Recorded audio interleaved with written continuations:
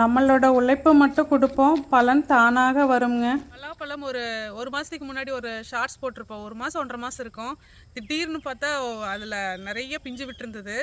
அதில் ஒன்று பார்த்தீங்கன்னா கோழி கொத்தி வச்சுருந்தது, கீழால் இருந்ததுனால செம்ம டேஸ்ட்டாக இருந்தது.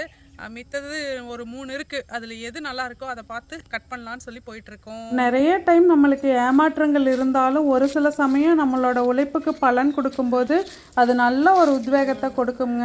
அது பார்த்தீங்கன்னா லைட்டாக ஏதோ கொத்தறக்க ஆரம்பிச்சிருச்சு. ஸோ அதை கட் பண்ணிடலாம். எல்லாமே மெச்சூர்ட் ஆயிடுச்சு. ஓகே,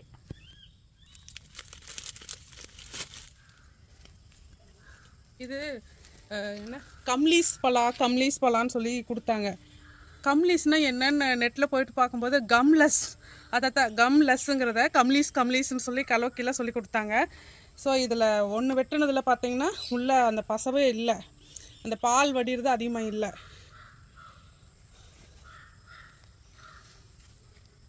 மனம் சூப்பராக இருக்குது. ஆக்சுவலி இன்றைக்கே ரெடி தான், கட் பண்ணலாம். ஆனால் எங்கள் வீட்டுக்காரரும் ஒத்துக்க மாட்டார். அதனால் இது மனமாக தான் இருக்குது. இதை வச்சு இன்றைக்கி சாயந்தரமோ இல்லைன்னா நாளைக்கு காலையிலையோ கட் பண்ணலாம். நல்லா செம்ம டேஸ்ட்டாக இருந்துச்சு.